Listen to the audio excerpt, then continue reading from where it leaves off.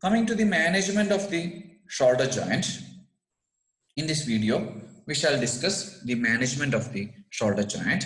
It is very important to check the cervical spine in each and every shoulder joint pain. The most commonest cause of shoulder joint pain is cervical radiculopathy, cervical disc disease. Most commonly C5, C6 and C4, C5 causes pain over the shoulder, and pain over the shoulder radiating down up to mid-arm or up to elbow. The first thing, if a patient come to OPD with shoulder joint pain, the first thing to note is a please scratch test. That is, first thing is internal rotation. If the patient is able to touch the opposite scapula. And second thing, external rotation and abduction simultaneously, like this. If the patient is able to touch the spine of opposite scapula. If these two tests is possible without pain and restriction, definitely you shall done the cervical spine examination, that is Sperling's test, and also cervical flexion rotation to rule out whether there is cervical disc disease. This is of utmost importance. Whenever the shoulder joint is free from pain, then definitely you shall check the cervical spine. Coming to the primary management of injury of shoulder joint includes this one: price, that means protection, rest, ice, compression, and elevation. Here, regarding protection is that immediately after the injury, as a part of first aid, a sling shall be advised. Whenever there is injury from sternoclavicular joint up to the fingers, the first aid management is apply one sling to reduce the pain. It is the first thing. And give proper rest. In any injury, the rest is in the initial phase is very important. Regarding ice, Shida Prayoga is advised in Sushrata Chikitsa in the initial phase of Bhagna. Why? Because whenever there is an injury, the first thing happens is hematoma formation.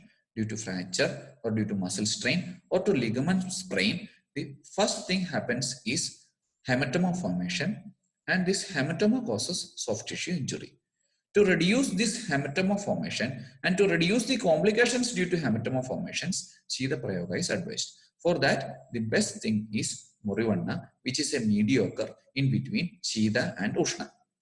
It reduces the blood which is coming out, and it reduces the swelling there by the action. It is a mediocre in between Shida and Ushna. We shall able to say that out of the ingredients of Murivanna, in half of it is Shida and half of it is Ushna, which reduces the swelling and soft tissue injury occurred to that particular area. Murivanna shall not be done abhyanga in injury. Just do the bandage and ask the patient to pour Murivanna on the affected side. Compression is nothing other than bandage, and in the initial phase itself, you shall give bandage to the patient to reduce the swelling. And elevation is in upper limb injury. In shoulder, elevation is nothing other than sling to reduce the swelling and to reduce the affected soft tissue injury. Primary management of pathology includes, that means periarthritis, tendinitis, supraspinatus and biceps tendinitis, acromioclavicular joint, osteoarthritis. In that condition, the primary management initial phase include Ama-Shofahara. Ama-Shofahara. In all pathologies, there is inflammation associated with morning stiffness and rest pain. So that the initial phase management is Ama-Shofahara, and special procedures such as Rakta Moksha or Sringa or Agnikarma shall be advised in tendinitis. And after Ama-Shofahara, internal Sneha shall be advised in each pathological condition as per condition. After the Ama-Shofahara management, internally Sneha shall be advised, Taila or Ghrata. And in the last phase, Rasayana shall be advised. Yoga and rehabilitation as per condition. In pathological condition, after Amapajana, rehabilitation shall be advised. Whenever the patient starts rehabilitation without Amapajana, without reducing inflammation, there is a chance of aggravation of symptoms, so that after Amapajana, as per condition, the rehabilitation shall be advised. Regarding rehabilitation, all movements of the shoulder joint shall be advised in the initial phase, and also all the movements against resistance shall be advised in the second phase, and in the third phase, all the movements with weight bearing shall be advised. This is the basic thing regarding rehabilitation. And also, furthermore, specific rehabilitation I already advised in the previous video, and this nutritional support is very much important in musculoskeletal conditions with degeneration. All pathological conditions include proper care as nutrition. I shall advise one book called What Your Doctor Doesn't Know About Nutrition May Be Killing You, written by Ray D. Strand. What Your Doctor Doesn't Know About Nutrition May Be Killing You, written by Ray D. Strand. You shall read that book and incorporate nutritional advices in pathological condition. To avoid recurrence regarding injury and also pathology while coming to normal activities, these conditions shall be advised. First thing is rehabilitation. With rehabilitation also, after the Amapajana, if you don't give internally sneha, then there is a chance of recurrence in pathological conditions. Regarding sports person, proper warm-up and cool down shall be advised. It is of utmost importance before the activities and after the activities. Before the activities warm up and after the sports, cool down shall be advised. Proper hydration with solute replacement. Proper hydration with solute replacement. Drinking more and more water causes overhydration. In Bailey and Love, there is a chapter called overhydration, fluid replacement therapy, dehydration. If we read that one, overhydration causes, that means if we are drinking more and more water, it only causes overhydration.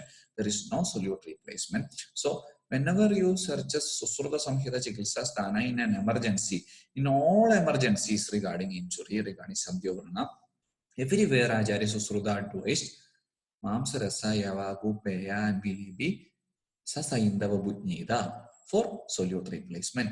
So that in sports persons, if a patient want to continue the physical activities in high grade, that patient should be advised proper hydration with solute replacement before their activities. Nutritional support is of very much importance. Yoga and pranayama should be advised to avoid recurrence.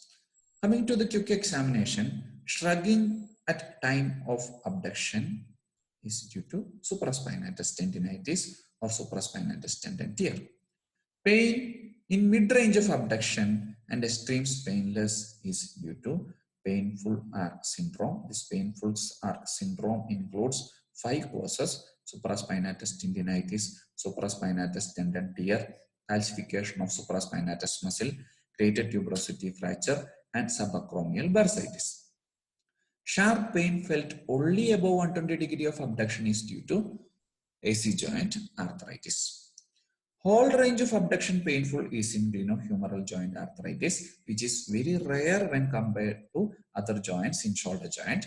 Abduction and medial rotation restricted. The initial restriction is to medial rotation, and then to abduction and external rotation.